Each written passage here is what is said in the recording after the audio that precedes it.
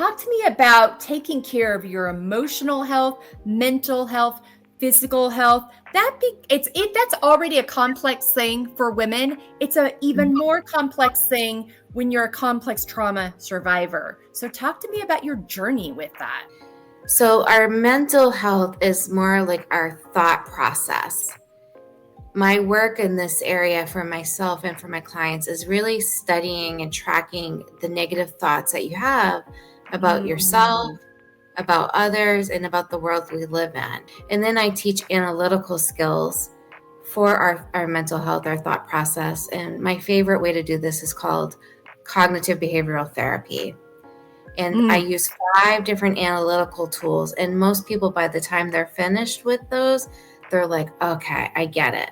My brain is not being logical. Here's some logical beliefs that I can wrap my head around and get behind. And then, of course, it's practicing those. So that's mental. The emotional piece, I have found if you're a survivor of trauma or a lot of wounds, we tend to numb our emotions. We get numb, and we often numb with food, smoking, drinking, shopping, gambling, sex, overworking. And so when we're doing these things, we're kind of numbing our emotions. The research is showing the emotion can pass in as little as 9 seconds. Wow. And it's so crazy to me that we will avoid those 9 seconds.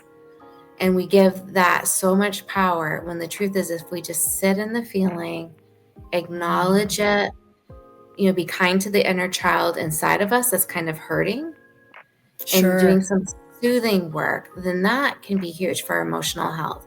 The third area, the physical health, what's fascinating about our physical health is if our mental and our emotional health is in danger or jeopardy, it can really impact our physical bodies, right? And we have to remember that we're one system. Everything is connected. Our spirituality is connected. Even our relationships, that's all interconnected. And so when we don't take care of ourselves, everything in our body can be impacted.